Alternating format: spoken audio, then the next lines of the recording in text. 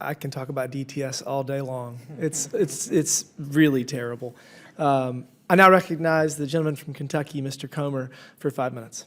Thank you, Mr. Chairman. Ms. Boatner, the Defense Intelligence Agency recently released a report addressing the status of the missile threat in response to President Trump's goals of building a Golden Dome defense system. How vital will procurement modernization be to the success of that particular initiative? It'll be critical. You know, what they're contemplating with the Golden Dome will certainly be a major defense acquisition program, meaning that it will be subject to the most stringent requirements that currently exist across the acquisition system. And so, you know, subject to schedule delays and cost overruns, as most of our major defense acquisition programs are. So you agree strengthening public-private partnerships will better advance this project and strengthen and make the President goals more doable and efficient? Yes, absolutely.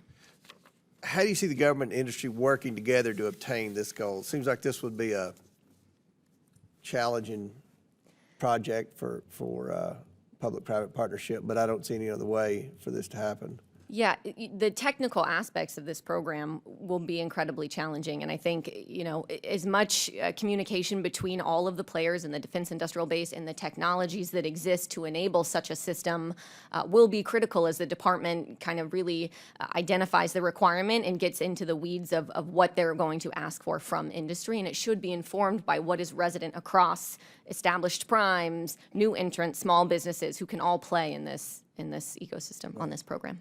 Thank you. Mr. Snellgrove, your experience spans active military duty, government service, and private industry. How have you seen public-private partnerships benefit the Department of Defense? Congressman, I've witnessed firsthand from my time in both Iraq and Afghanistan where public-private partnerships using university-affiliated research centers, federally funded research and development centers have all contributed technological advancements to the warfighter. I think you know, currently you have a lot of great technology coming out of the private sector that's being largely funded by private sector research and development.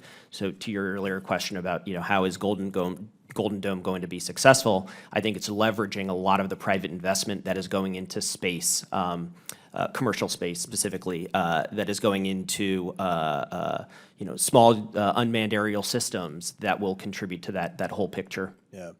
The reason I ask these questions, obviously I support public-private partnership, and there's no doubt in my mind that we have to partner in a big way with the private sector to keep up with the threats that we face from China and other countries that are investing heavily in their military budgets.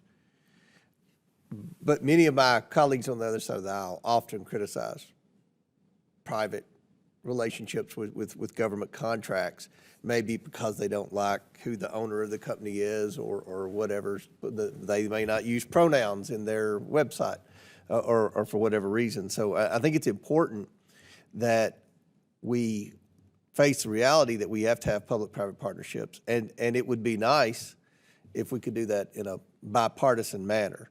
And I think President Trump's expressed a desire to focus with this Golden Dome project with, you know, try to have and make it a bipartisan project. I hope it is, Mr. Chairman. That's my goal. So we'll see if that happens. But thank you all for being here. Mr. Chairman, thank you for holding this subcommittee hearing. I yield back.